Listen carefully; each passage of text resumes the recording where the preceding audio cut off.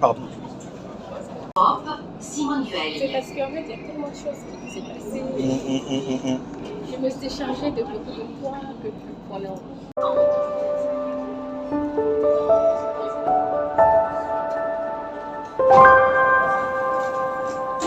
Attends, il faut attendre. C'est que tu n'as pas le fait, c'est tout.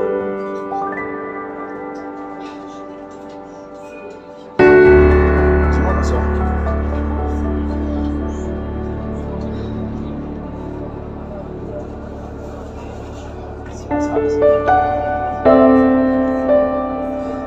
Qu'est-ce qu'il y a?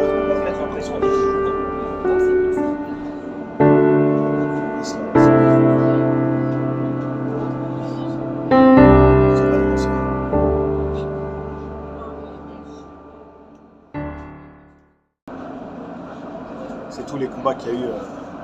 Je me sens pas digne d'annoncer cette parole. Comment? Je me sens pas digne d'annoncer cette parole. Cet amour me dépasse.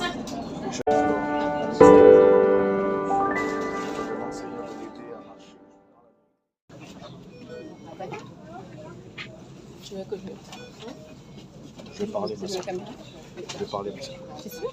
Je m'excuse. C'est bon, toi? Non, c'est bon, ça. Vas-y. Attends, je vais laisser les gens un peu. T'as scanné? Oui, oui, c'est bon. Ok. Tu bouges pas, tu restes là, ma soeur. D'accord. Attends, ça, c'est bon. C'est pour avoir la même chose. Est-ce que tu penses que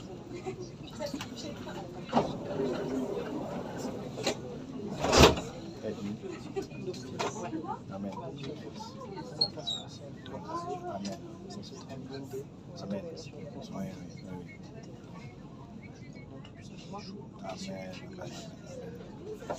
Amen. Bonjour à tous. J'ai un message pour vous dans ce tram ce matin. Vous annoncez une vérité que l'homme ne connaît pas, l'homme ne voit pas, et qu'on est obligé de vous dire. Un message pour vous, contingent. Je vais vous dire que on a un créateur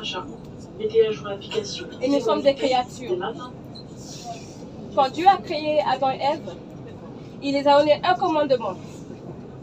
Vous ne prendrez pas, vous ne goûterez pas du fruit de l'arbre de la connaissance du bien et du mal. Et tout le monde sait l'histoire. Satan est venu,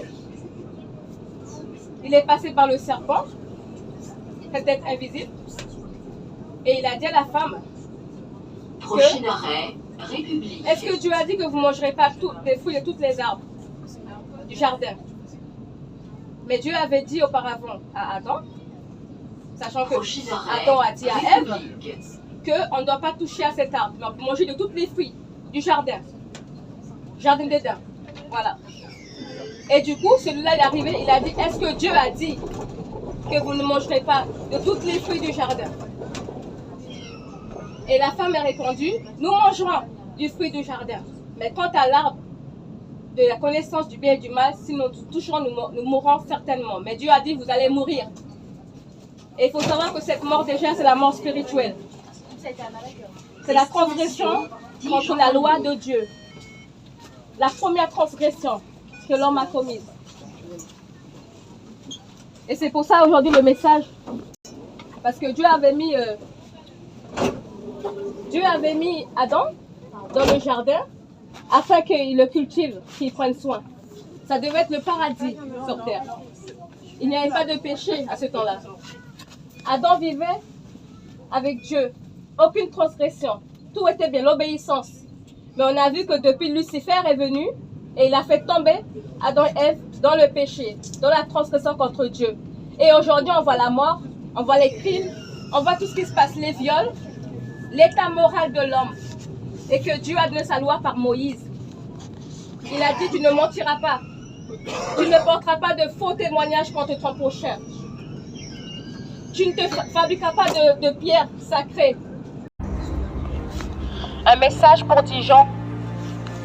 Un message pour avertir les êtres humains. On est venu aujourd'hui pour vous avertir du jugement de Dieu qui doit frapper la terre. Car le Seigneur appelle les hommes à la repentance. Tu m'entends? Le Seigneur appelle les hommes à la repentance. Vous voyez tout ce qui se passe dans le monde. Le Seigneur appelle les hommes à regarder à son cœur avant qu'il ne meure.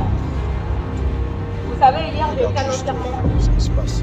J'ai pu voir que tout ça, toutes ces richesses, ces boutiques, c'est que néant.